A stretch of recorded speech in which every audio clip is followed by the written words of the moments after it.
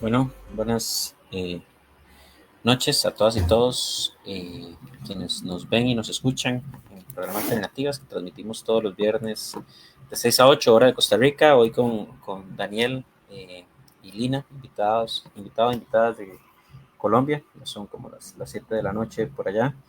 Eh, Lina es docente, sindicalista, defensora de derechos humanos y feminista, integrante del Comité Ejecutivo Nacional CUT Colombia, y Daniel Rueda, abogado, defensor de derechos humanos y militante de las Juventudes Comunistas de Colombia.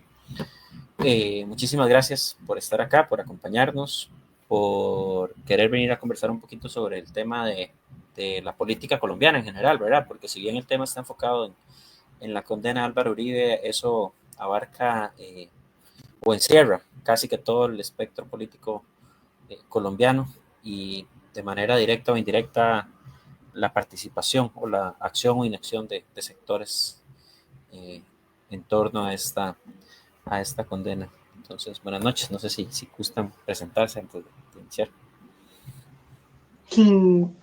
Bueno, Isa, muy buenas noches. Pues gracias a ti por la invitación y bueno, qué bueno de nuevo compartir un espacio con ustedes. Un fuerte saludo desde Colombia. Como bien dice, soy Lina Montilla, sindicalista, dirigente nacional de la CUT Colombia y bueno, y me da mucho gusto también estar aquí con Dani compartiendo este escenario. Bien, muy buenas noches para todas las personas que nos escuchan en este momento, para las personas que nos van a escuchar en la subida del en vivo. Pues primero agradecerle a Isaac, también a Lina, que fue la que me hizo como extensiva la invitación a este espacio. Y pues bueno, espero que podamos aquí hacer algunas reflexiones sobre como los últimos acontecimientos políticos en Colombia que han estado bastante interesantes. Muchísimas gracias a ambos por la introducción y el saludo inicial. Yo quisiera tal vez que empecemos por lo básico, ¿verdad? Aquí en Costa Rica, tal vez quienes damos seguimiento a la política internacional podremos saber qué clase de persona, político y expresidente fue y es Álvaro Uribe Vélez, lo peligroso que ha sido para la democracia colombiana y para los movimientos sociales colombianos, pero puede que haya mucha gente que no esté tan familiarizada, ¿verdad? Y yo creo que quién mejor que ustedes para que tal vez nos comenten y empecemos por ahí de qué representa la figura de Álvaro Uribe Vélez y por qué es tan relevante en la política colombiana y por qué es tan relevante esta condena.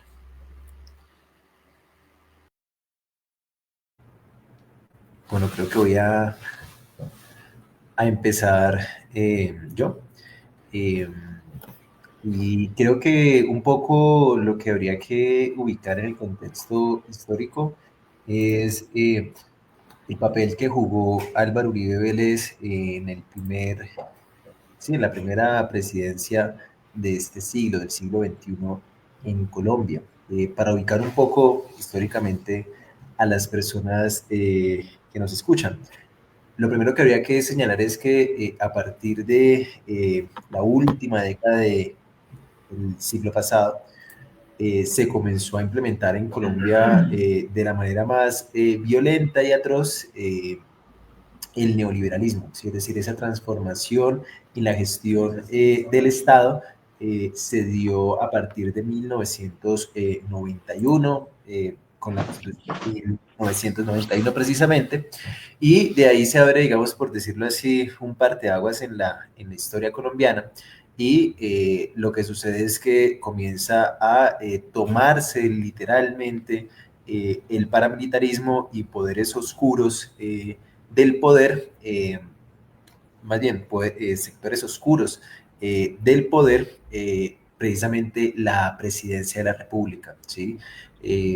Yo relativamente soy un poquito más joven que Lina, ya de pronto tendrá más referencias históricas sobre lo que fue vivir y este asunto del uribismo. Yo para esa época apenas estaba naciendo, pero sí tengo muy presente que existe un elemento fundamental y es con Uribe se legaliza el paramilitarismo. El Estado siempre había buscado de alguna u otra forma esconder la existencia del paramilitarismo, pero Uribe, desde las gestiones en su labor como gobernador del departamento de Antioquia, legaliza el paramilitarismo por medio de unas cooperativas denominadas las Convivir. Esa dinámica de legalización del paramilitarismo lo lleva a la presidencia. Por eso vemos, por ejemplo, como hoy exparamilitares como Salvatore Mancuso tranquilamente afirman que los paramilitares apoyaron a políticos de derecha en Colombia, y uno de esos políticos beneficiados de la acción política de los paramilitares fue el señor Álvaro Uribe Vélez. Tanto así que fue el principal salvador de los paramilitares, y con esto cerraría. Álvaro Uribe propició en el marco de sus reformas y de su apuesta, por decirlo así, de legalización del paramilitarismo, una suerte de desmovilización fantasma del paramilitarismo, y lo que hizo fue garantizar el silencio judicial de los principales jefes paramilitares, que eran los que tenían precisamente conocimiento sobre la relación entre la derecha colombiana y el poder político. Con este nuevo momento, pues, en el que estamos, eso ha quedado un poco rezagado, y los anuncios que hace el señor Mancuso pareciesen ser como dejados de lado, pero es un asunto muy relevante para comprender la dinámica del uribismo en el poder, ¿sí? Y es cuando llega Uribe a la presidencia de Colombia en el 2002, llega apoyado por el paramilitarismo, llega apoyado por la mafia colombiana, ¿sí? Y con esto nuevamente cierro este punto, y es con Álvaro Uribe también se instala una cultura mafiosa del poder en Colombia. ¿Sí? Eso venía de una manera soterrada. De hecho, hace poco se acaban de desclasificar algunos documentos sobre las relaciones que tenía el abuelo del señor Miguel Uribe Turbay, Miguel Uribe Turbay, el señor Turbay Ayala en el 78, con envíos de cocaína a Estados Unidos. Eso se había tratado de esconder un poco, pero Uribe lo hizo de frente, por decirlo así, e instaló un nuevo momento político en nuestro país, del más violento, diría yo. Dejaría por ahí, no sé qué diga Lina. Pues después de lo que me dijo, no, yo agregaría ahí que inclusive los recuerdos o el protagonismo de Uribe dentro de la política nacional, pues inclusive se empieza a dar en su momento cuando fue gobernador de Antioquia, cuando fue inclusive senador de la República, que gracias lamentablemente a él es que se instaura un nuevo modelo de salud en nuestro país en 1993, y que trae consigo toda la mercantilización y la privatización de la salud como un derecho fundamental. Entonces también ya desde ese momento, desde 1993, después de que Colombia avanza, entre comillas, en un proceso de democratización, de consolidarse desde su constitución política, que fue reformada en 1991 como un Estado social de derecho, pues en últimas, si bien la constitución política tiene esa frase en su preámbulo, lo que se dio también fue toda la apertura, como bien decía Dani, al desarrollo neoliberal de este sistema, de este modelo en nuestro país, y que efectivamente pues trajo consigo toda una serie de modificación legislativa, entre esas pues la salud, y que fue Álvaro Uribe Vélez quien lideró esta iniciativa con la ley 100 de 1993, y hace que la salud se convierta en un negocio y en una mercancía. Ya posteriormente pues se empieza a dar un afianzamiento, la violencia política seguía presentándose en nuestro país. Yo quiero ahí hacer un paréntesis porque con el atentado que sucedió hace 2 meses contra Miguel Turbay Uribe, los medios acá empezaron a decir de que volvió la violencia política en Colombia, y los que somos de izquierda sabemos que la violencia política nunca ha terminado. Aunque hoy tenemos nuestro primer gobierno progresista, la violencia política contra la izquierda en este país todavía se sigue perpetuando contra los sindicalistas, los estudiantes, las mujeres, los indígenas, y eso fue parte de la herencia que tenemos desde la década de los 80, y que Uribe afianzó muy bien, porque cuando él empieza en su gobierno, además porque él recibe el país después del fracaso de los diálogos de paz del Caguán en el 98 con Andrés Pastrana, que era presidente conservador quien lo antecedió, pues con Uribe empieza a implementarse todo un modelo de seguridad democrática y eso para la base de dos objetivos. Uno, de disputarse por medio del recrudecimiento del conflicto, la guerra con la guerrilla, ¿sí? Pero también poder dar apertura a todo el desarrollo del Plan Colombia, que era precisamente la financiación que se tiene con Estados Unidos, entre comillas, para erradicar los cultivos de coca, pero que en últimas también sabíamos que traía consigo, ¿cierto? Y era tener a Colombia como el ejército colombiano como una potencia a servicio de los intereses de los norteamericanos, de los gringos, y empieza todo un avance de la instalación de las bases norteamericanas, bases militares que hoy todavía persisten en nuestro territorio. En total tenemos 9 bases militares de Estados Unidos y que también hace parte pues precisamente de ese entramado y de esa alianza que se afianza con Estados Unidos en el marco pues de el desarrollo y la ejecución del Plan Colombia. Una vez no prosperan los diálogos de paz del Caguán, Uribe llega y se da la siguiente sentencia, y es que quien no es mi amigo es mi enemigo, y quien es mi enemigo es calificado terrorista. Entonces también vino toda una persecución generalizada contra las distintas expresiones del movimiento sindical, social, político y popular, momentos álgidos de recrudecimiento de la represión, ¿sí? Colombia se estaba estrenando, ya para esa época tenía ya algunos años de haberse empezado a implementar el Escuadrón Móvil Antidisturbios SMAT, que es una unidad, una fuerza disponible que tiene la Policía Nacional acá para dispersar, entre comillas, los disturbios que se pudieran presentar, pero que en últimas sabíamos muy bien que era como la máquina de guerra con la que tenían para oprimir las movilizaciones en los distintos territorios, pero también pues con la primicia de la seguridad democrática, Uribe empieza a coger mucha fuerza porque quiere recuperar el país de manos de la guerrilla, porque en las palabras de Uribe, las guerrillas se tenían tomado el país, entonces no se podía viajar, no se podía hacer nada,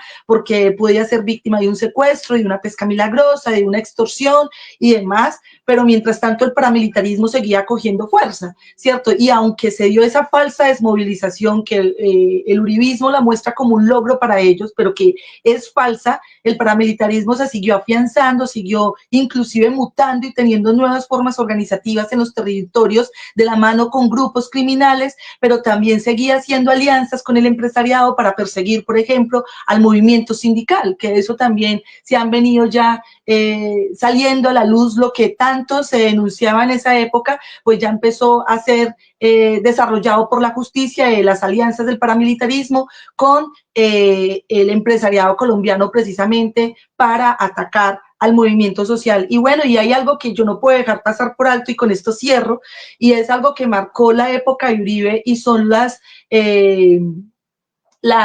los mal llamados falsos positivos, ¿cierto? Que es estos asesinatos cometidos por el ejército colombiano a jóvenes colombianos con la promesa de un empleo, con la promesa de tener condiciones para su vida, fueron secuestrados por el ejército colombiano y posteriormente fueron asesinados y presentados como...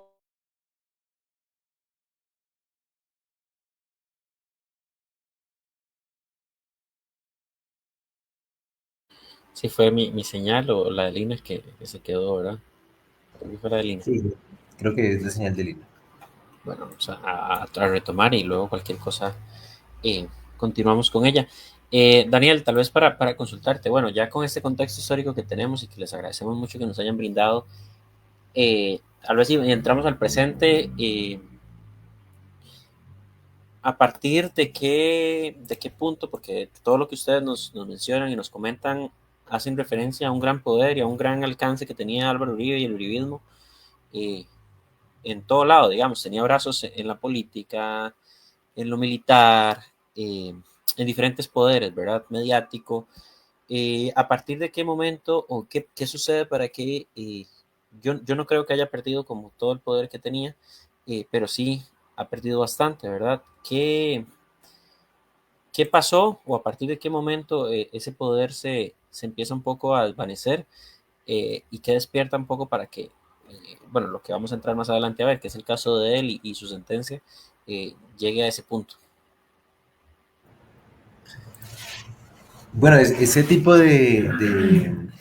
por decirlo así, de pérdida de capacidad de Uribe y el uribismo, ¿no? Porque, digamos, hay que comprender que Uribe no es una persona y ya, sino que incluso lo han llegado a santificar, ¿sí? Es decir, Uribe tiene, por decirlo así, todo un armazón, ¿sí? Que es simbólico, un armazón que él pone en marcha y que pone en ejecución y que es el que mantiene fiel a las personas a sus ideas, ¿sí? Y que es un poco el origen de su legitimación. Y en ese punto es tal vez donde se ha ido perdiendo su capacidad, ¿sí? Y es, el uribismo ya no tiene la misma legitimidad de hace 10, de hace 20 años, ¿sí? Eso tiene distintas formas de medirse, ¿sí? Una de esas fue, por ejemplo, la ruptura del bloque de poder, ¿sí? Es decir, eh, si uno quiere encontrar un punto determinante en la historia reciente de Colombia donde, donde se ve claramente que el uribismo va perdiendo poder, es en un primer fraccionamiento que se da en el 2014, ¿sí? Que se fue cocinando, ¿no? Y es la ruptura entre el uribismo y el santismo. ¿A qué me refiero con esto? El señor Juan Manuel Santos fue el ministro de Defensa, por no decir el ministro de Guerra, por lo menos en el segundo periodo de Álvaro Uribe Vélez, que fue entre el 2006 y el 2010, y es el ungido por Álvaro Uribe para sucederlo en el poder en las elecciones precisamente del 2010, que iban a dar la presidencia para entre el 2010 y el 2014. Hay que recordar pues, que aquí en Colombia, a diferencia de algunos países en Latinoamérica, los periodos presidenciales son de 4 años. Y Santos decide separarse de Uribe y empieza desde el 2010 a tener un periodo de conversaciones secretas con el secretariado de las FARC para precisamente sentar las bases de lo que fue el acuerdo final de paz del 2016. Podemos decir que es precisamente esta iniciativa por adelantar un proceso de paz con la guerrilla de las FARC la que rompe, por decirlo así, ese bloque de poder que parecía tan sólido hasta el 2010, ¿sí? Y de ahí en adelante lo que se ve es que, por ejemplo, en el 2014 el uribismo no logra volver al poder, ¿sí? Es decir, Santos se reelige, recuerdo que pues, bueno, por eso hay muchas discusiones porque hubo parte de la izquierda colombiana que decidió apoyar a Santos, otros que no. Afortunadamente yo para esa época no podía votar. Y ahí hay, digamos, una clara muestra de la pérdida de legitimidad del uribismo, ¿sí? Es decir, la principal bandera con la que se reelige el señor Juan Manuel Santos es la posibilidad de que se siga pensando en una salida política y negociada al conflicto. Eso era lo que nos unía a todos y a todas. Con la firma del acuerdo de paz en el 2016, sobre eso podemos, digamos, ahí hay algunas dificultades en términos de las reformas que le hizo el Congreso después del plebiscito. Con la pérdida del plebiscito, hay una suerte como de repunte del uribismo, ¿sí? Y logran ganar, por decirlo así, o recoger un caudal electoral en el plebiscito. Hay que recordar aquí que para el 2017, así, 16, 17, no recuerdo bien en este momento, Colombia, la población colombiana fue convocada para que votara si aceptaba y refrendaba el acuerdo final de paz, ¿sí? Una cosa paradójica y es, a pesar de que en Colombia se viene desarrollando un conflicto hace más de 60 años, para esa época 50 y algo de años ya, dependen de dónde lo contabilicemos, uno lo cuenta desde el 64, otros los cuentan desde el 48. Y lo que sucede es que gana el no, es decir, gana el no a la paz, ¿sí? Y eso, digamos, es una gran, por decirlo así, momento de crisis del campo popular y del movimiento social en Colombia. Y eso precisamente pues fue tal vez una de las primeras elecciones donde se comenzó, por ejemplo, a utilizar las redes sociales para disputar la opinión pública. Entonces, en el 2000, en las elecciones del plebiscito fue donde vimos precisamente el uso de la mentira por medio de las redes sociales, ¿no? Que digamos el escenario de las redes sociales es un lugar pues muy difícil de controvertir, es decir, ahí no habita la razón, ahí habita es quien tenga más capacidad de darle gestión a sus posiciones, ¿sí? Y pues el uribismo comenzó a hacer toda una campaña en contra del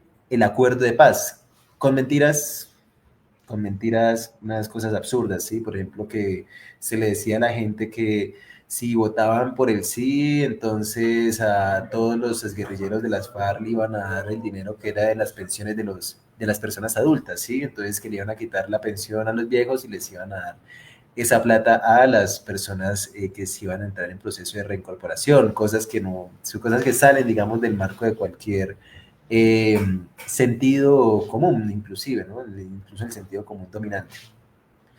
Pero entonces el uribismo se da cuenta que ese mecanismo es muy efectivo, ¿sí? Y digamos, lo han seguido utilizando y demás hasta la actualidad, y logran recoger ese acumulado del resultado electoral del plebiscito, donde gana el no por una mínima diferencia, creo que no son más de 60.000 votos por los que gana el no. Aparte, digamos, al margen de eso, de igual forma se refrenda el acuerdo de paz, porque digamos, los resultados del plebiscito son una suerte como de consulta que hace el presidente al pueblo, pero la decisión de si es vinculante o no es precisamente de la autoridad que la propone, en este caso, el presidente. De igual forma, eso llevó a que, por ejemplo, se requirieran una suerte de reformas al texto del acuerdo final de paz. Esto para decir que el uribismo ha perdido, a pesar de eso, pues ganaron las elecciones en el 2018 y llegó este Iván Duque, que bueno, sobre eso podemos hacer un balance y demás, pero el tal vez punto más relevante es la rebelión social del 2021 en Colombia. Es también, digamos, es un punto, digamos, como de nuevo encuentro del movimiento social y alternativo y de izquierda en Colombia, ¿sí? Es decir, ese momento nos permite a nosotros ganar un espacio no simplemente para disputarnos la política electoral, sí, sino que nos permite un espacio de disponibilidad social para cimentar las ideas de la necesidad del cambio, ¿sí? Y es donde llegamos precisamente a la posibilidad de que gane Gustavo Petro, ¿sí? Que se opone en la segunda vuelta a un candidato que no es de estirpe, es decir, que no viene de las toldas del uribismo, sino que el uribismo le toca vincularse a una candidatura entre comillas de centro. Sabemos que este señor Rodolfo Hernández pues era un señor autoritario, que no tenía, digamos, unas posiciones transformadoras, por el contrario, más bien conservador y demás, pero no es un político que viene de las toldas del uribismo, y eso es lo más relevante, ¿sí? Y al uribismo le ha sido muy difícil volver a formar una figura similar a la de Uribe que se dispute en el escenario electoral las mayorías, ¿sí? Por eso, por ejemplo, hoy vemos a una candidatura como la de la señora Vicky Dávila, que, pues, digamos, es, por decirlo así, la candidatura outsider de la derecha colombiana y que, pues, bajo mi consideración, puede que sea la candidata de la coalición de derecha en la cual va a estar el uribismo.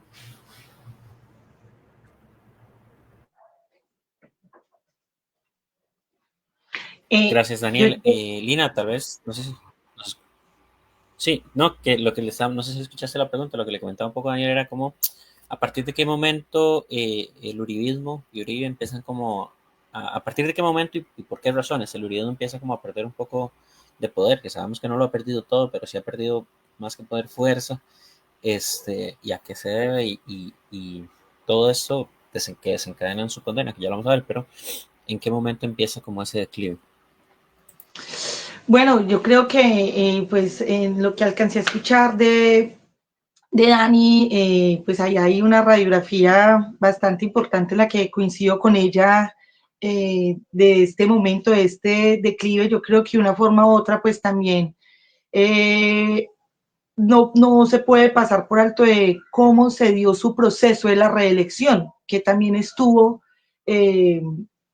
¿cómo decirlo?, manchado o fue un proceso también muy oscuro por la forma en cómo se toma la decisión y cómo se destapa un fenómeno que se llamó la yidis política, ¿cierto? Petro en su momento denunció al Congreso la parapolítica, luego vino la yidis política, ¿cierto? Y es como el gobierno de Uribe y sus ecuaces, su grupo de compañeros, de amigos, su clan político, pues efectivamente se han pegado en múltiples estrategias para hacer este tipo de artimañas para poderse afianzar en el poder, y yo sí creo que en el marco cuando se toma la definición de la reelección para un segundo gobierno de Álvaro Uribe Vélez, pues está con este suceso que obviamente pues pone en vilo la democracia en nuestro país y que da la apertura a algo que no se había llegado a presentar en todo este tiempo, y era precisamente una reelección continua de un mandatario, y más pues en el carácter y el contexto en el que lo venía haciendo Álvaro Uribe. Si bien gana, cierto que eso es importante mencionarlo, de que obviamente hay un avance y una favorabilidad de él. Yo sí creo que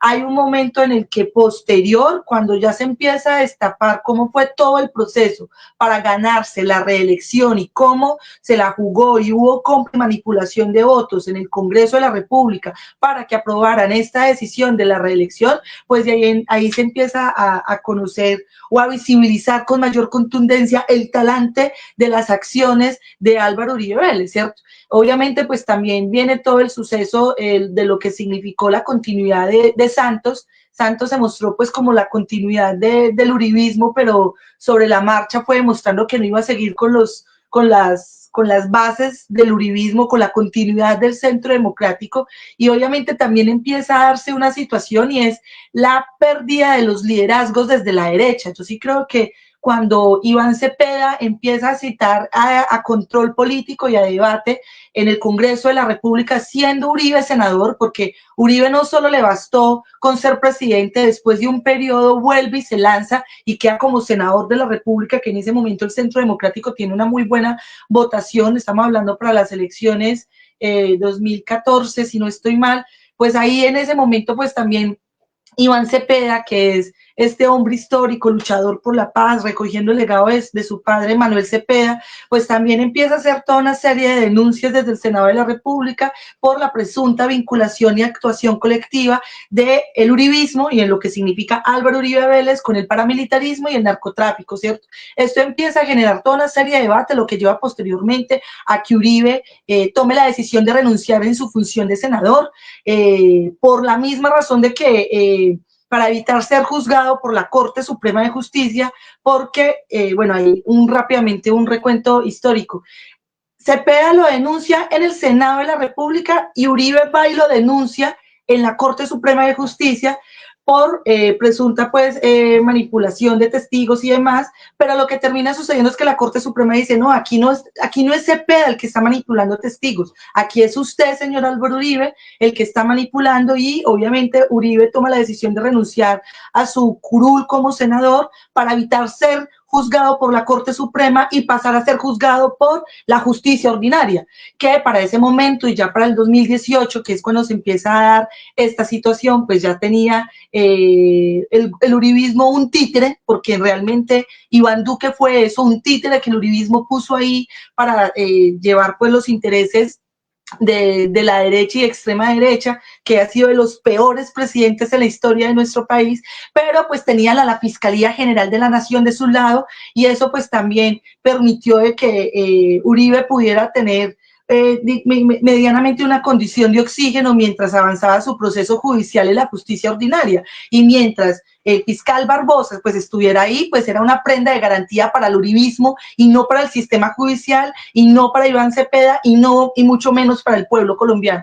Yo quiero cerrar es porque también hay una estocada final, y es el proceso de movilización. O sea, es un desacierto lo que el uribismo pone como a Duque como presidente. hay una gran movilización, el movimiento estudiantil universitario recibió a Duque en las calles, movilizándose y exigiendo presupuesto para la educación superior, pero todos sabíamos que detrás de Duque estaba Álvaro Uribe Vélez, que eso es una primicia bastante importante, y posteriormente pues la pandemia no nos desmovilizó. Previo a la pandemia tuvimos un ejercicio de movilización bastante importante que fue como ese primer embrión de esa movilización. Colombia no tenía un paro tan contundente como lo tuvo el 21 de noviembre del 2019. El último fue había sido en 1977 y pues hasta el 2019 fue que volvimos como a reaccionar.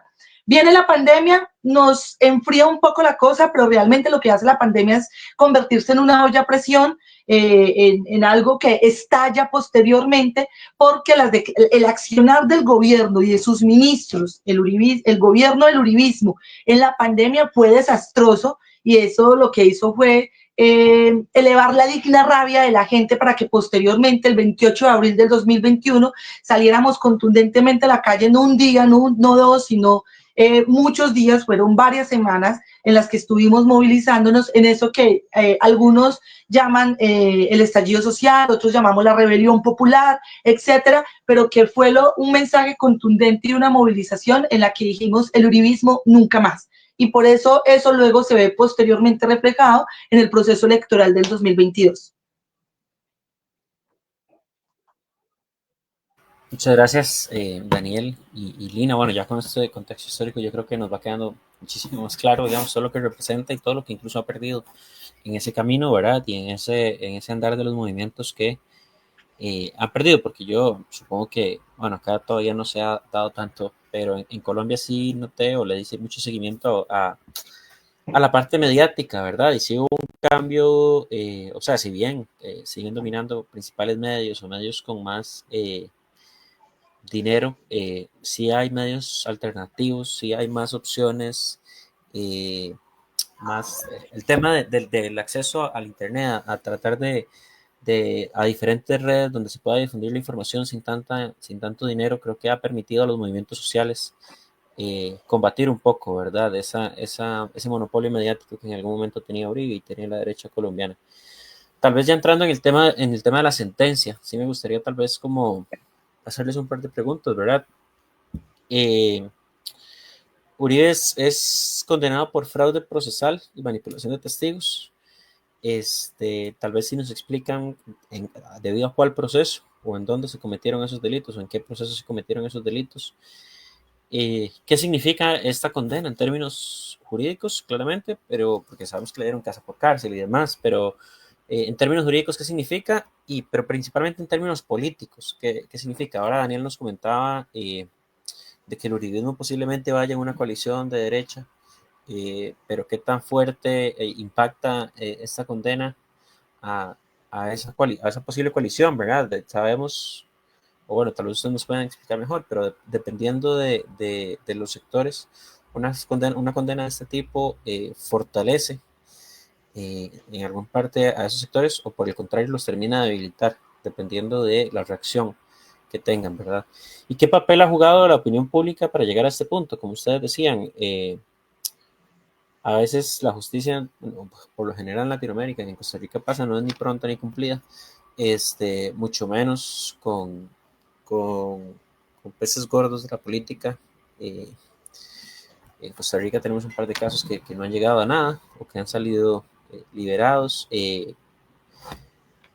Todo el mundo daba por sentado en Latinoamérica que Uribe ha salido librado, o daba por sentado que Uribe ha salido librado de muchísimos más casos, que este es uno de los tantos por los que tiene que haber sido eh, procesado. Ahora Daniel nos mencionaba, por ejemplo, el tema de los falsos positivos y demás. Pero ¿qué papel jugó la opinión pública y los movimientos para que la justicia al fin actuara, al fin tomara como cartas en el asunto eh, y condenara a Álvaro Uribe por lo menos por uno de tantos casos? No sé si Dani quiere empezar. Bueno, yo voy a tomar como el contenido jurídico de la sentencia para que Lina haga los comentarios sobre la política. Bueno, lo primero que habría que señalar es que ¿Por qué termina condenado el señor Uribe Vélez por un juzgado, no por la Corte Suprema de Justicia? Brevemente, una explicación de el funcionamiento de las competencias y la jurisdicción en Colombia. Por ejemplo, con la Constitución de 1991 se estableció que determinados servidores públicos iban a ser juzgados por un juez especial. ¿Sí? ¿Cuáles servidores públicos? Por ejemplo, el presidente, el fiscal general de la Nación, el Contralor General de la Nación, el Procurador General de la Nación, los magistrados mismos, ¿sí? No son juzgados por decirlo así, su propia rama. Pero en particular, el caso del señor Álvaro Uribe Vélez empezó su proceso siendo senador de la República. ¿Sí? Es decir, el proceso inicia, como lo comentaba Lina, a razón de una denuncia que presenta Álvaro Uribe Vélez, ¿sí? En su calidad de senador contra un representante a la Cámara. Tanto los senadores y los representantes a la Cámara, que son los congresistas de Colombia, tienen un foro especial, ¿sí? Y no son juzgados por, valga la redundancia, por juzgados de inferior jerarquía, sino que son juzgados por el máximo tribunal de la justicia penal en nuestro país. ¿Cuál es ese máximo tribunal? La Corte Suprema de Justicia. Por eso la denuncia de Álvaro Uribe llega a manos de la Corte Suprema de Justicia, particularmente a una de sus salas, que es la Sala de Instrucción Penal de la Corte Suprema de Justicia. Y en este punto hay que señalar dos cosas, y es, si Álvaro Uribe está condenado el día de hoy, es por su culpa.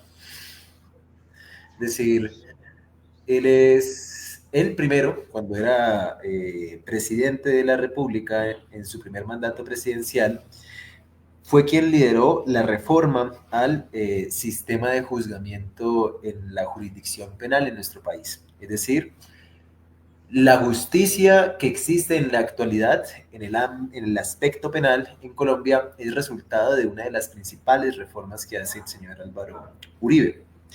Pero segundo, es víctima también de sus decisiones y de sus posiciones políticas, porque, por decirlo así, se le devolvió la denuncia que él presentó.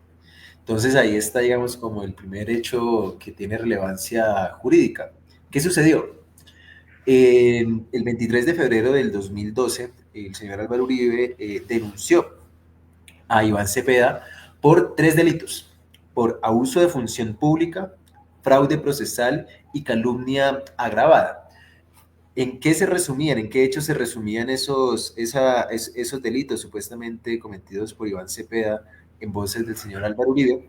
En que Iván Cepeda había realizado una serie de visitas precisamente en el año 2011 en la cárcel de Cómbita en Boyacá a 2 exparamilitares.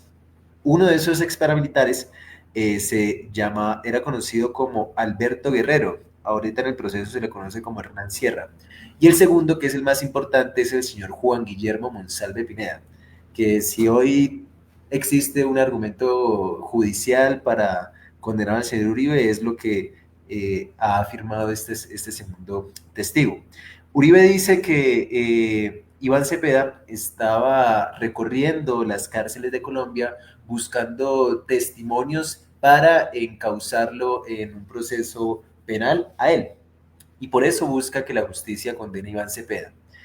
¿Qué es lo que sucede? Entre el 2012 y el 2018, particularmente el 16 de febrero del 2018, verán que es un tiempo bastante amplio, la Sala de Instrucción Penal se da cuenta que de las conductas que está achacando el señor Álvaro Uribe a Iván Cepeda, realmente hay mérito probatorio es para achacarle al señor Álvaro Uribe esos delitos, particularmente el de fraude procesal y después se desliga el de soborno.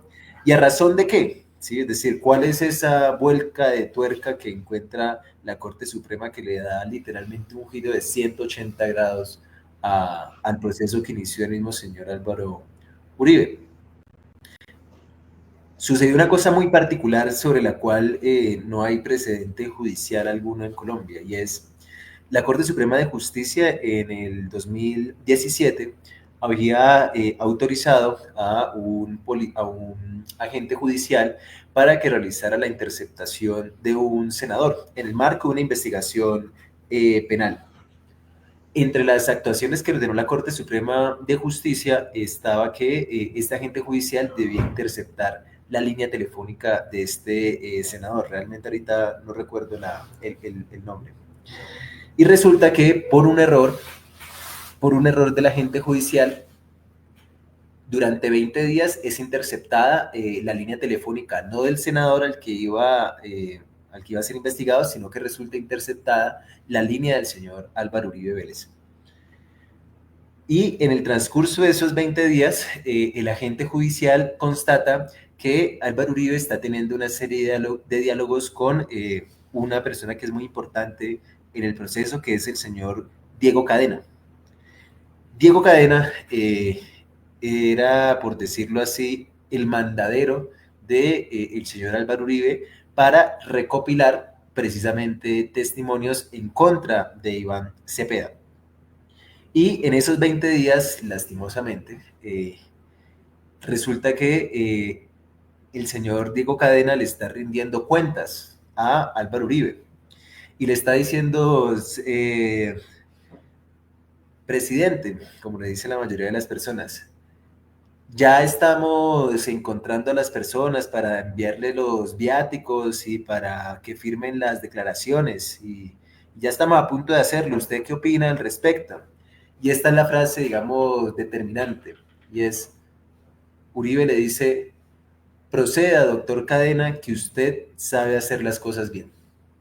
Esa frase, que es en últimas la que llevó a la jueza Heredia a fijar que Álvaro Uribe es responsable de las dos conductas, tanto del fraude procesal como del soborno, es, por decirlo así, lo más relevante de todo lo que he dicho hasta ahora. ¿Por qué? Y para resumir brevemente, porque del 2018 al 2025 pasaron muchas cosas, entre esas que en múltiples ocasiones la defensa del señor Álvaro Uribe, que también otra casualidad, la firma de abogados que contrató Uribe, en la cual está el señor Jaime Granados y este abogado Lombana, fueron en su momento asesores del gobierno para la formulación del código de procedimiento penal que existe en la actualidad. Entonces, por ahí también son culpables, de alguna manera, de lo que les pasó. Entre el 2018 y el 2025 hay muchas cosas que suceden, entre esas que esta firma de abogados contratada por Uribe ha buscado de manera insistente la preclusión del proceso, que es tal vez lo más relevante, y entre esas, digamos, dinámicas o tácticas dilatorias de la defensa del señor Álvaro Uribe, la primera acción que hicieron fue trasladar la competencia de la Corte Suprema de Justicia, porque recordemos, para el año de 2018, que es cuando la Corte Suprema de Justicia decide iniciar pues la actuación penal en contra del señor Álvaro Uribe. Él es senador, ¿sí? Por lo tanto debía conocer la Corte Suprema de Justicia. Lo primero que hacen es decirle a Uribe renuncie. Y Uribe renuncia. Y eso pasa precisamente a un juez de menor jerarquía, ¿sí? Y es donde comienza a conocer una jueza del circuito de Bogotá. No esta jueza que lo condena, sino otra jueza. En resumidas cuentas, la decisión judicial que adoptó la señora Heredia hace aproximadamente una semana y media, 2 semanas, lo que convalida es que Álvaro Uribe actuó como autor de ambos delitos, es decir, del soborno y del fraude procesal, que son delitos de mera conducta, es decir, son delitos que no deben simplemente verificarse que efectivamente la conducta que se perseguía o el resultado que se perseguía se haya ejecutado, sino que son de mera conducta, es decir, con el solo hecho de realizarlos puede existir una condena. Pero Álvaro Uribe tiene una connotación particular y esta es una cosa que va a ser objeto de discusión precisamente en este momento en el proceso ante el Tribunal de Bogotá, que es la instancia superior de esta jueza, y es la calidad de determinador. ¿Sí? Entonces, Álvaro Uribe no es condenado porque sea autor o partícipe, sino que es condenado porque es determinador. ¿En qué sentido?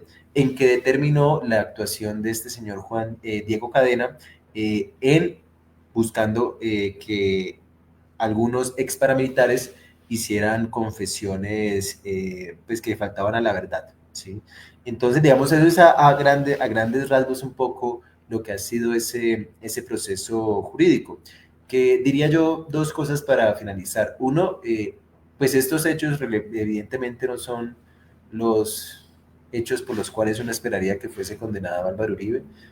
Realmente quienes hemos trabajado con el tema de derechos humanos, quienes hemos hecho trabajo con víctimas, sabemos que la política de seguridad democrática, como planteaba Lina, eh, el Plan Colombia, las órdenes que dio Álvaro Uribe, toda la transformación que sufrió el Estado en su presidencia, pues en últimas existe un gran determinador de todo eso y es el señor Álvaro Uribe. Es decir, él es en últimas autor de muchos delitos, de mucho sufrimiento para la población colombiana y creemos que existen pues nada más y nada menos que masacres con las cuales está vinculada su familia, nada más su hermano Santiago Uribe está siendo procesado por la fundación de uno de los bloques paramilitares en el país. ¿Sí? De hecho, la hacienda de los Uribe, que era la hacienda Guacharacas, eh, es una hacienda que se utilizaba por un grupo paramilitar que se llamaba los 12 Apóstoles, que después comenzó a integrar uno de los bloques de lo que fue la SAUCE en Colombia. Pues digamos, ahí existe una gran relación de Álvaro Uribe con el asunto del paramilitarismo. Entonces, ahí hay una gran dificultad y es la justicia colombiana, como se ha mostrado en anteriores ocasiones, no es capaz de juzgar a quienes gobiernan. ¿Sí? Por eso muchos de los litigios más importantes en nuestro país en términos de reparación, en términos de reconocimiento de la verdad, ha sido resultado sobre todo de instancias de justicia internacional. ¿Sí? Y ese es un gran reto que existe en la actualidad en la justicia colombiana y es que la justicia colombiana tenga la capacidad de condenar a quienes han tenido el poder en nuestro país y quienes tienen el poder. Esa es una gran dificultad, ¿sí? Por eso creo yo que ahí existe un gran reto. Y lo segundo es, tampoco habría que minorizar la condena, ¿sí? Es decir, el señor Álvaro Uribe está condenado a 12 años de prisión domiciliaria por el estado de su, pues es un señor ya de mayor de 70 años, bueno, eso lo hace beneficiario del subrogado penal que se denomina en Colombia como la prisión domiciliaria. Pero digamos, es una condena también, sobre todo, diría yo, simbólica y política, ¿sí? Por ejemplo, el resultado de la condena no es simplemente la privación de su libertad, sino también es la prohibición del ejercicio de funciones públicas. Por ejemplo, una de las estrategias que venía adelantando uno de los precandidatos de la derecha a la presidencia era plantear que el señor Álvaro Uribe fungiera como candidato a la vicepresidencia de la coalición de derecha, para precisamente ganar afectos y revivir un poco, digamos, ese sentimiento patriótico que de alguna otra forma intenta inspirar este señor Alberardo de la Espriela. Entonces ahí hay como dos grandes elementos, ¿no? Tampoco aminoremos esa condena, ¿sí? Porque es una condena también por unos delitos bien complejos, ¿sí? Es decir, que de hecho no tienen muchos beneficios, precisamente porque una de las características, por ejemplo, de la derecha colombiana es que se ha encargado de punitivizar y ampliar los márgenes en términos de tiempo de los delitos, ¿sí? Por eso nuestro sistema penal en Colombia es un sistema que está, por lo menos por el lado de las penas, hipertrofiado, ¿sí? Es decir, es difícil, por ejemplo, encontrar en Colombia un delito que sea menor a 4 años, ¿sí? Entonces, digamos, también ahí, por otra parte, son como el uribismo siendo víctima de sus propios inventos. Gracias, Daniel. Lina.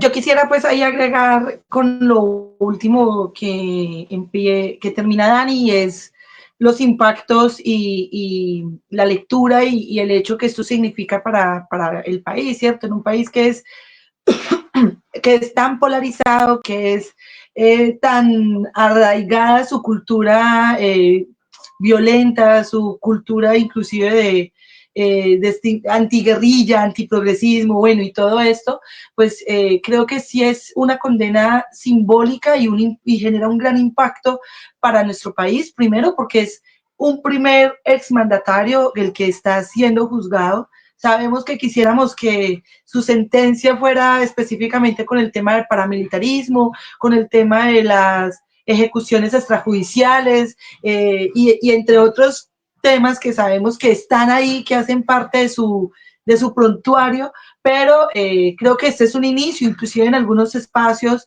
sindicales, políticos, decimos que esta es como la primera de otras que se pueden dar, ¿cierto? Lamentablemente, pues nuestro sistema judicial, como bien decía Isa y Dani, pues es un sistema judicial como todo lento, paquidérmico,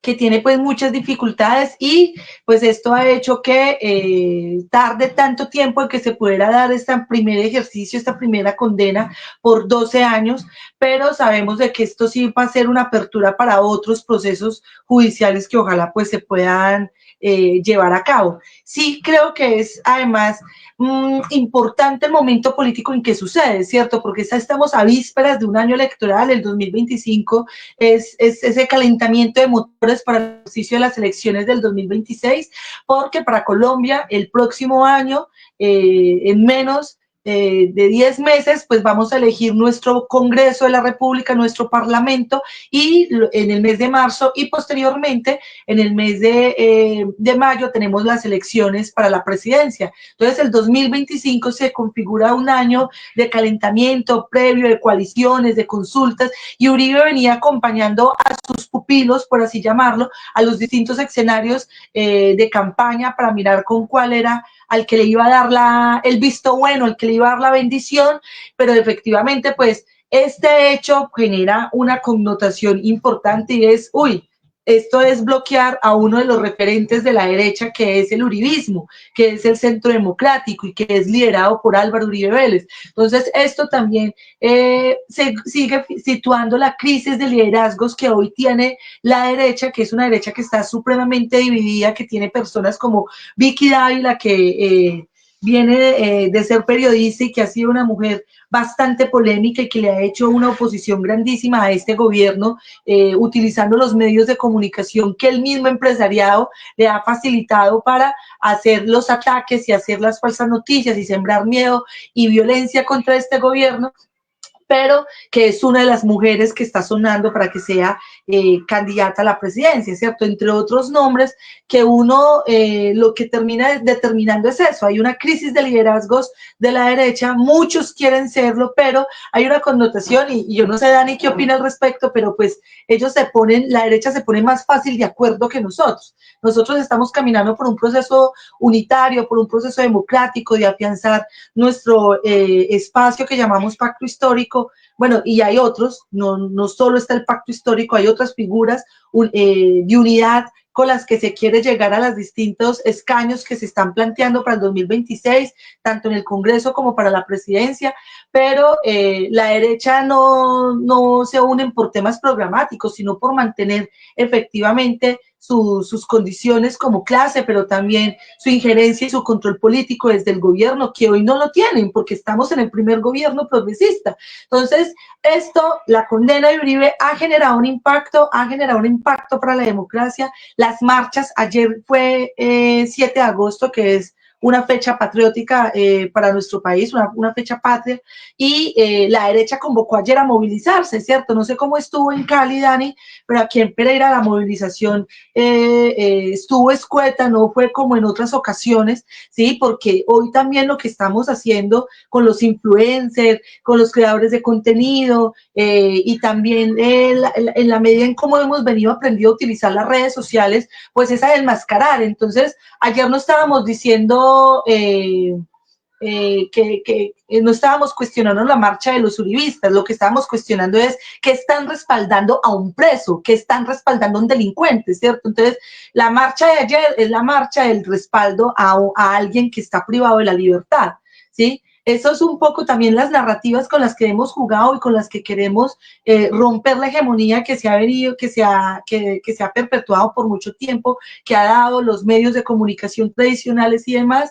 pero que hoy pues en ese avance y en ese salto cualitativo que se ha dado desde las redes sociales, los medios de comunicación alternativos, que creo que están en una potencia bastante importante, los mismos medios públicos, que ha sido una de las apuestas principales de este gobierno, y es fortalecer los medios públicos de comunicación que son propios del Estado en televisión y en radio, pues efectivamente eso también le ha venido quitando fuerza a los medios tradicionales de comunicación y a que la gente pues efectivamente empiece a entender y a preguntarse otras cosas. Y hoy pues también es sobre la base de que, bueno, Colombia ha sido un país históricamente que ha sido violentado, tenemos un acuerdo de paz firmado en el 2016, que curiosamente se le tuvo que preguntar al país si estaba de acuerdo o no, ganó el no lamentablemente, pero pues posteriormente se dio la firma del acuerdo, un acuerdo que todavía está gran parte por cumplirse, pero esto ha dado pie a que se hable de la memoria histórica,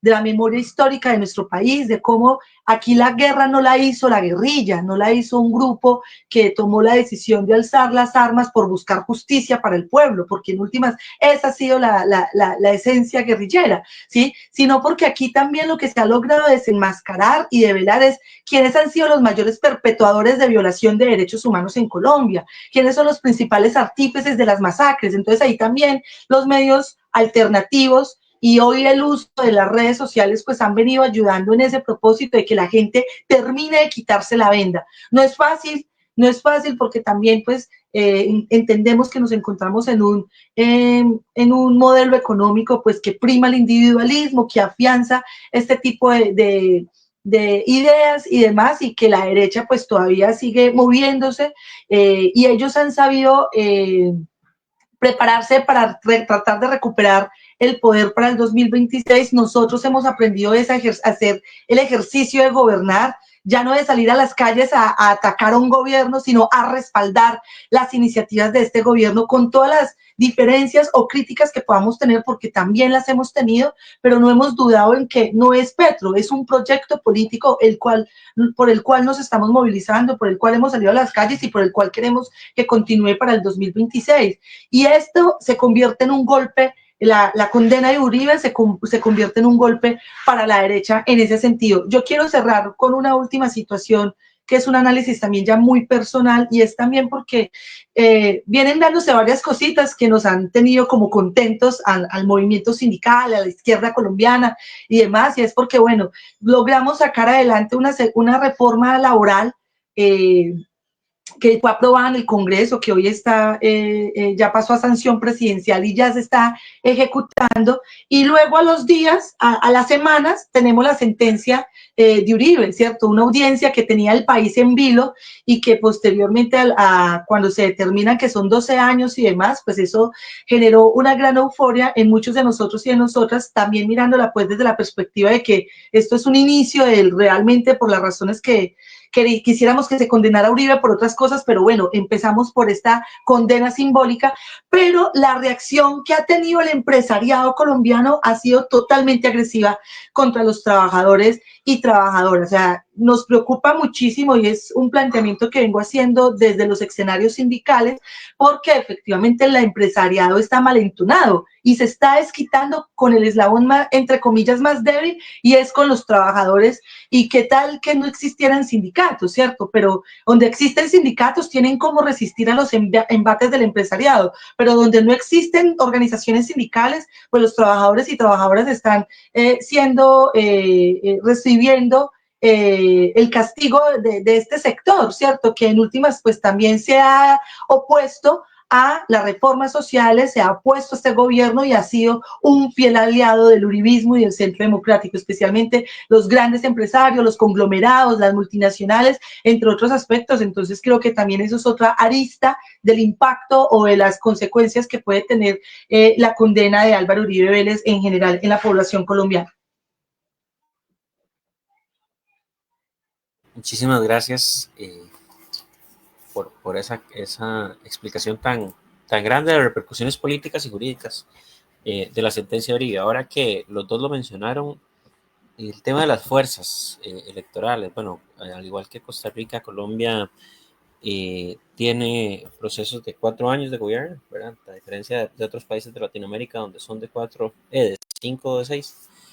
Costa Rica y Colombia también son de 4. Y eso en muchas ocasiones, cuando llega un gobierno del cambio, bueno, aquí no hemos tenido la suerte, la organización o el apoyo, ¿verdad?, para lograrlo, pero bueno, esperamos que pronto.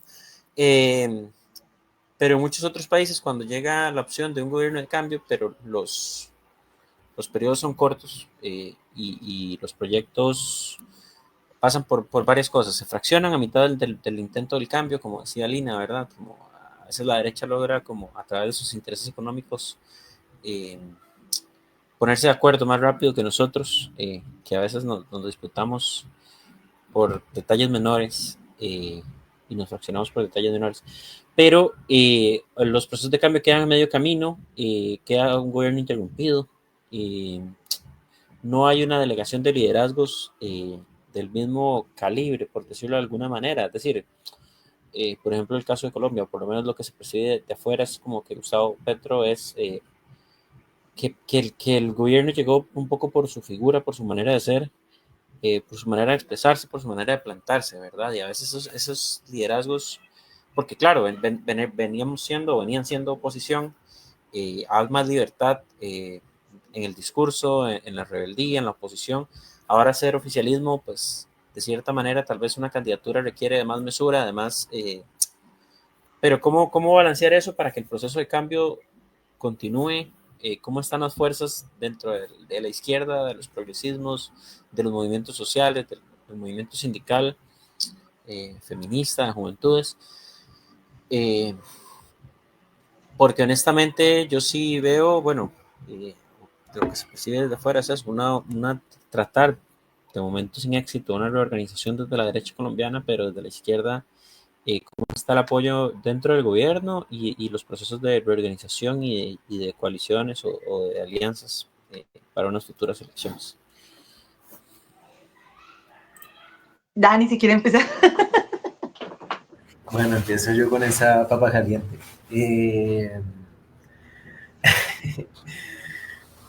Bueno, lo primero que habría que plantear es que hace nada más como 3 semanas se celebró en la ciudad de Bogotá la Convención Nacional del Pacto Histórico.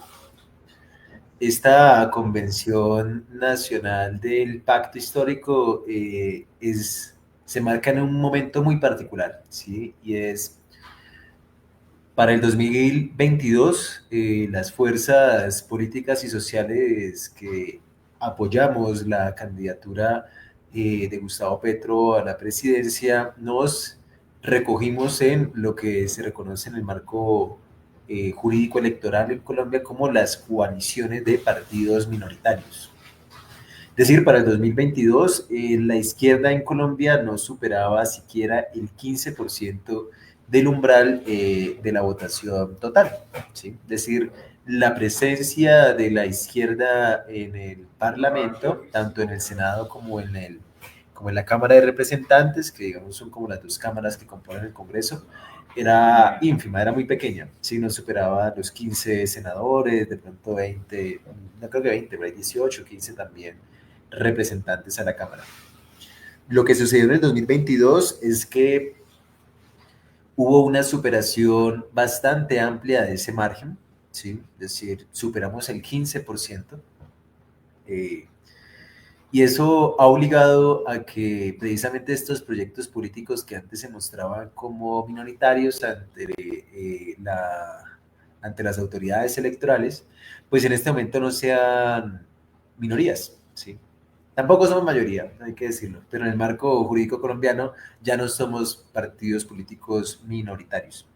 Eso ha llevado a que el pacto histórico, que es, digamos, el escenario de coalición electoral de la izquierda en Colombia, de un paso trascendental y es la decisión de pasar de ser una coalición, que es como la reunión ocasional, ¿sí?, para las elecciones del 2022, a ser un partido político, ¿sí? Eso nos lleva a dos escenarios muy, digamos, disímiles, ¿no? Un primer escenario donde posiblemente este partido político se pueda conformar, ¿sí? Hay que recordar un poco que en Colombia quien autoriza la existencia de los partidos políticos, es decir, quien les da el aval, ¿sí?, quien les permite tener vida jurídica en la sociedad colombiana, es una, por decirlo así, entidad autónoma de los poderes establecidos, ¿sí? Aquí opera también la tridivisión del poder, como a nivel mundial, pero la autoridad electoral, que es quien tiene la potestad para decir si un partido puede existir o no, funciona como, como un organismo autónomo de los poderes. Ese organismo se denomina Consejo Nacional Electoral, que es un poco de la inspiración de los tribunales electorales que se fundaron en los países latinoamericanos post-dictadura, ¿sí? Es decir, esta idea de que se debía crear una instancia al interior del Estado que fuera de participación y representación de los partidos políticos y que fungiera como precisamente autoridad para el asunto electoral. En ese caso, ese Consejo Nacional Electoral está conformado por una serie de magistrados, ¿sí?, consejeros también se les conoce, que son los que firman el aval, ¿sí? Pero ¿quiénes son esos magistrados? ¿Quiénes los eligen? Primero son magistrados postulados por los partidos políticos, y no son magistrados que tengan funciones jurisdiccionales, son magistrados que buscan esencialmente que las normas del estatuto electoral se apliquen. En la actualidad existe una correlación de fuerzas compleja en ese escenario de este Consejo Nacional Electoral y estamos a puertas de que este Consejo Nacional Electoral decida, ¿sí? Creemos que puede ser una decisión favorable, ¿sí? Es decir, creemos que puede existir un aval por parte de este Consejo Nacional Electoral y que eso va a permitir de alguna u otra forma que haya una mayoría, ¿sí?, por lo menos electoral, ¿sí?, que nos permita continuar con el proceso de transformación, con el proceso de cambio que vamos adelantando. Pero también hay un escenario que es, digamos, la otra cara, y es que el Consejo Nacional Electoral decida no darnos la personería jurídica a los partidos que estamos planteando ser un solo partido, ¿sí? Y ahí es donde está, digamos, el escenario difícil, ¿sí? Porque realmente puede que hayamos tenido una mayoría coyuntural en las elecciones del 2022, pero lo cierto es que es un poco incierto el camino que vamos a caminar ahorita de cara a las elecciones del 2026. Por lo tanto, ahí pues, se han planteado algunos planes B frente a la posibilidad de que el Consejo Nacional Electoral nos diga que no, pero digamos ahí están esos dos escenarios, ¿no?, que son un poco como el momento en el que estamos los partidos políticos que estamos comprometidos con el proceso del pacto histórico, sobre todo. Reconozco también que hay otros escenarios de coalición alternativa y demás, pero en esencia quien encabeza la apuesta transformadora, quien está en el centro de atención es el pacto histórico, ¿sí? Y pues, digamos, yo diría que hay que prestar atención sobre toda esta decisión, y es si el Consejo Nacional Electoral va a permitir que el pacto sea un partido. Ahí hay un elemento fundamental de cara al proceso político que se vive.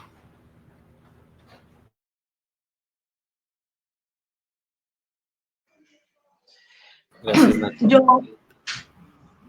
Yo agregaría ahí dos elementos. Uno, el movimiento social ha respaldado este gobierno. Ahorita lo estábamos diciendo, ¿cierto?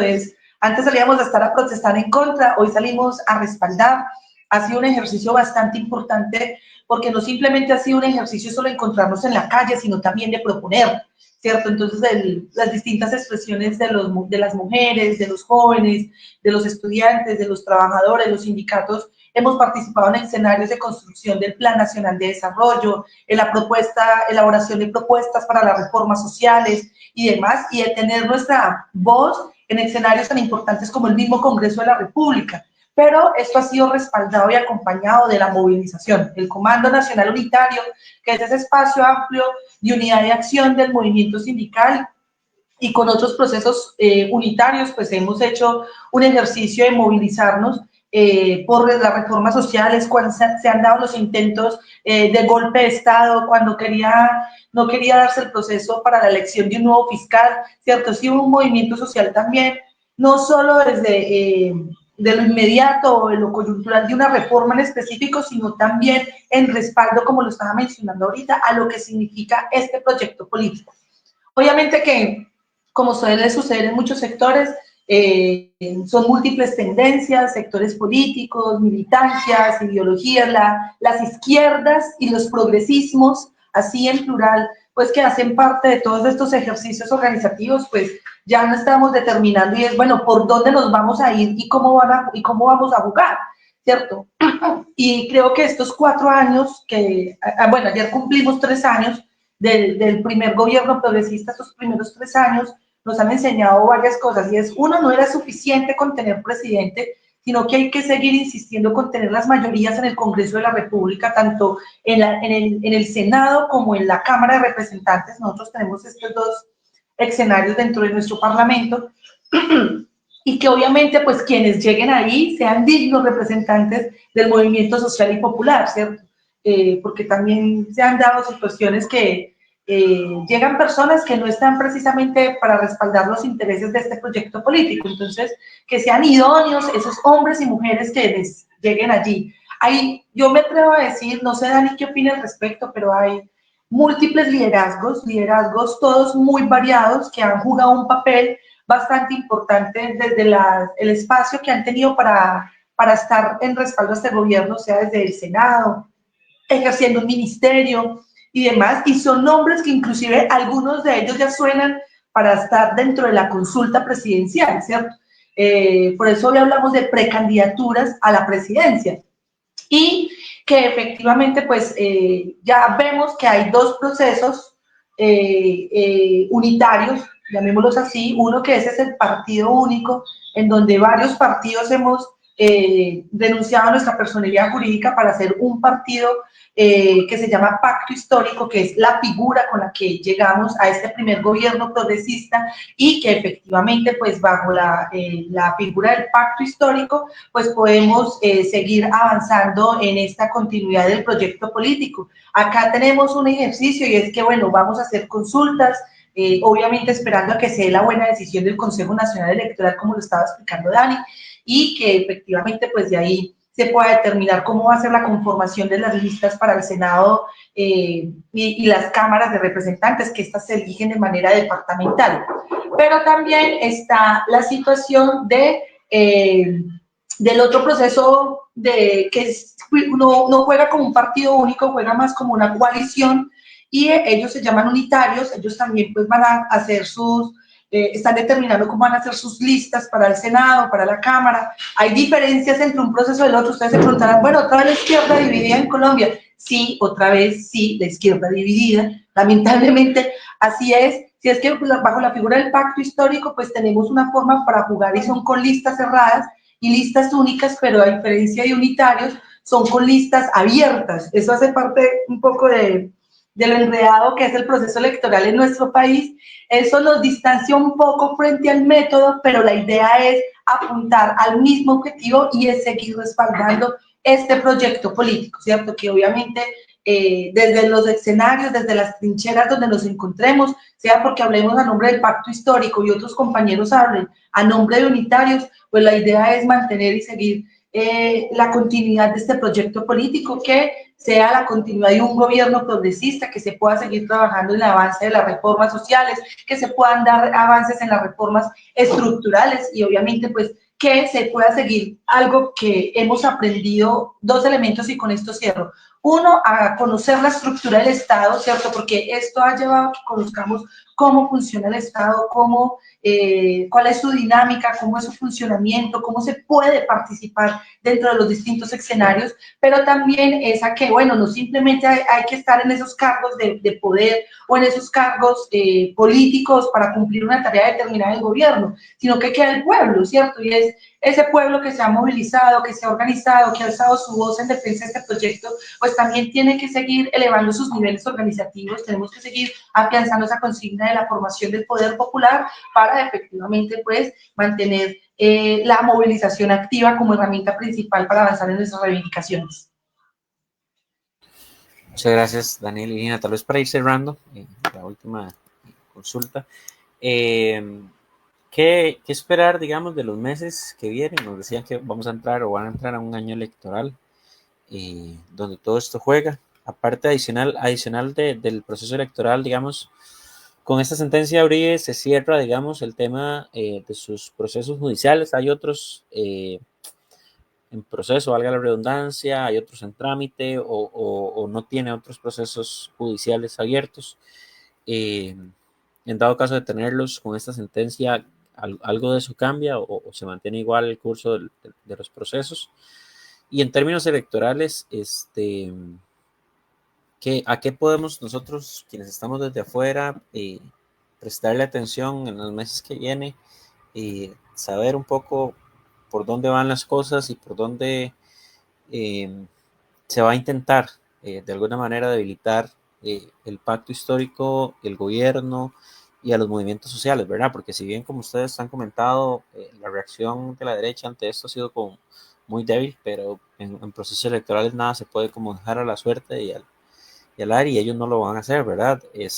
Algo intentarán organizar. Entonces, tal vez por ahí, y para ir cerrando, ¿cómo en estos meses que vienen?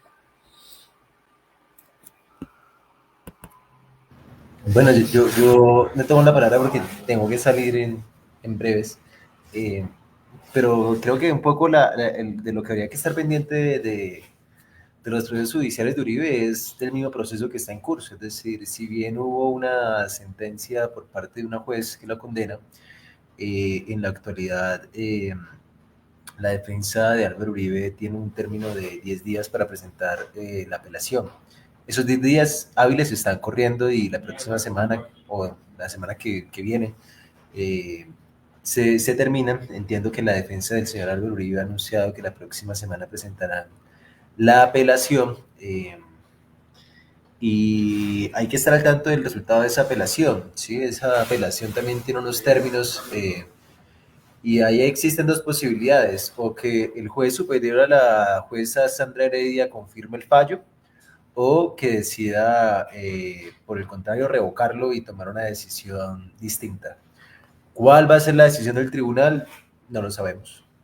Se aplica ahí el principio del derecho de la reserva del sumario, ¿sí? Es decir, ahí existen unos límites de interpretación que tiene el tribunal, por ejemplo, que solo puede pronunciarse respecto de la apelación, no puede extender su pronunciamiento más allá de asuntos que no sean abordados por la apelación.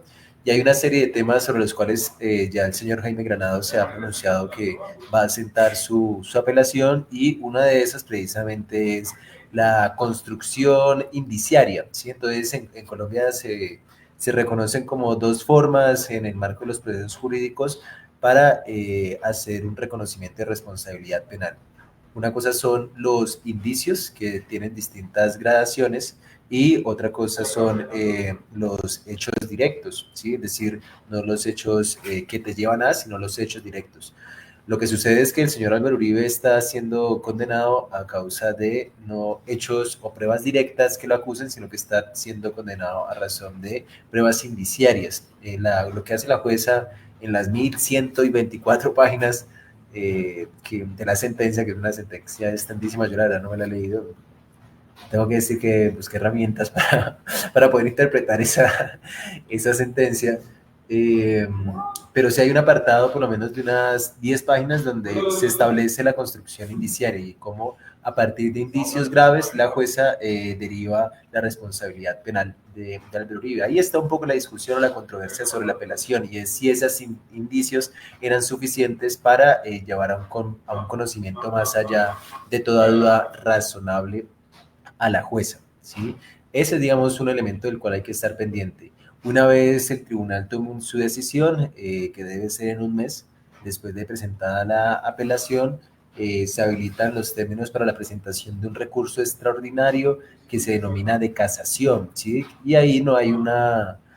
Y ese recurso, es decir, no lo conoce ya un juez o un tribunal, sino que lo conoce la máxima instancia de la jurisdicción penal colombiana, que es la Sala de Casación Penal de la Corte Suprema de Justicia. Misma corporación que le ha dado precisamente un poco de vida a este proceso. Recordemos que fue la misma Corte Suprema de Justicia la que señaló que lo que existían eran pruebas para señalar al señor Álvaro Uribe y no a Iván Cepeda. Pero tampoco tenemos que confiarnos, también hay reserva de sumario, hay límites de la interpretación, depende mucho también de los errores que se planteen. Pero en últimas, si hay que estar atentos a algo, es al proceso que se va a surtir en este momento sobre el proceso, sobre la sentencia de la señora jueza Heredia, ¿sí? De resto, pues en este momento sabemos que hay, por ejemplo, una demanda internacional en Argentina contra Álvaro Uribe por algunos delitos. Esas instancias internacionales comúnmente son demoradas, ¿sí? Entiendo que por ahora lo que ha decidido el juez argentino es abocar el conocimiento y estar en el proceso de estudio, y ese proceso es particularmente por la masacre del Aro. Y bueno, hay que también estar al tanto de eso, ¿sí? La verdad desconozco si existen otros procesos judiciales así de relevancia que en este momento se están surtiendo, pero eso, digamos, sería un poco como en términos de lo judicial, qué es lo que hay, ¿sí? Dejaría por ahí. Perfecto, tal vez antes de darle la palabra a Lina, le quisiera agradecer a Daniel por si en algún momento de la intervención tienen que retirarse. Agradecerle a Daniel la participación, la anuencia. Esperamos tener otros espacios en un futuro y una mayor vinculación por allá en el programa también. Muchas gracias, muchas gracias. Bueno, ahora sí voy yo. Yo simplemente quiero agregar, lo estaba mencionando ahorita, ¿cierto?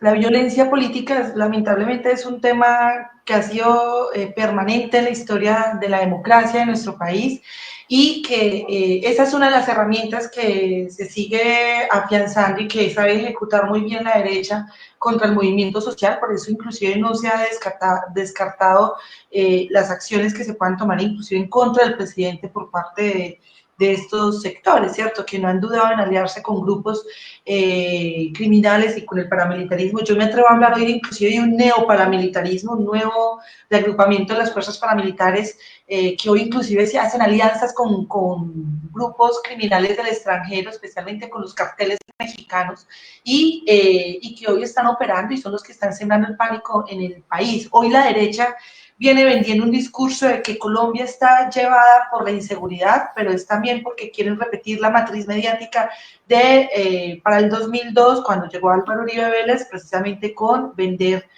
dar inseguridad para ellos ser los salvadores y luego vendernos esa seguridad, ¿cierto? Entonces, ese es un nuevo fenómeno en el que hoy nos encontramos. Entonces también hacen parte de las aristas y de las tácticas con las que se está afianzando o se viene moviendo más bien la derecha, vienen siendo narrativas que vienen insistiendo mucho los medios de comunicación. Cada vez más es insistente el empresariado a decir vamos a cerrar, nos vamos a ir, ¿cierto?